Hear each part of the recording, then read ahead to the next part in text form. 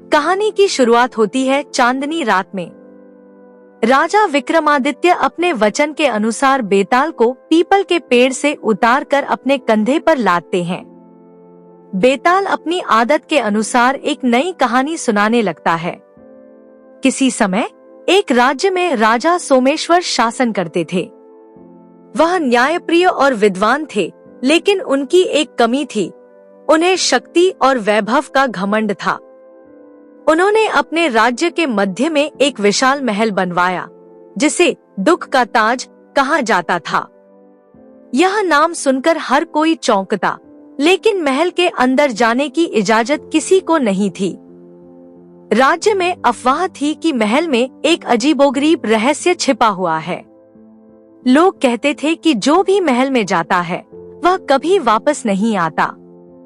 यह सुनकर राजा के सेनापति और मंत्री भी चिंतित रहते, लेकिन राजा ने कभी किसी को जवाब नहीं दिया। एक दिन राजा ने घोषणा की कि जो कोई भी दुख का ताज के रहस्य को सुलझाएगा, उसे राज्य का उत्तराधिकारी बनाया जाएगा। 3 वीर अरुण, विक्रांत और सुदर्शन इस चुनौती को स्वीकार करते हैं। राजा ने उन्हें महल के अंदर जाने की अनुमति दी। तीनों वीर जब महल में दाखिल होते हैं तो उन्हें एक गूढ़ महिला मिलती है। वह कहती है, यह महल उन लोगों का प्रतीक है जिन्होंने अपनी लालच और घमंड में दूसरों का दुख बढ़ाया। अगर तुम सच्चे दिल से अपने जीवन की सबसे बड़ी भूल कबूल करोगे तो ही महल से बाहर जा सकोगे। अरुण और विक्रांत अपनी भूल कबूलने से डरते हैं और वहीं के वहीं जड़ हो जाते हैं। लेकिन सुदर्शन, जो अपनी गरीब माँ के साथ किए गए अन्याय को कबूल करता है, महल से बाहर निकलने में सफल होता है। सुदर्शन जब महल से बाहर आता है तो राजा उससे महल का रहस्य पूछते हैं।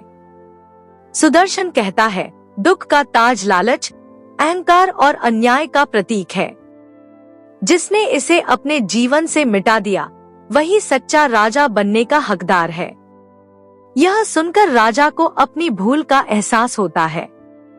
वह गद्दी त्याग कर सुदर्शन को राजा बना देते हैं। इतना कहते ही बेताल विक्रम से पूछता है, हे राजन, क्या राजा ने सही किया? क्या सुदर्शन राजा बनने के योग्य था? विक्रम उत्तर देते हैं, हाँ, क्योंकि सच्चा राजा वही होता है जो अपने दोष स्वीकार कर सके और प्रजा के दुख को समझ सके। यह सुनते ही बेताल विक्रम के कंधे से उड़कर वापस पेड़ पर चला जाता है।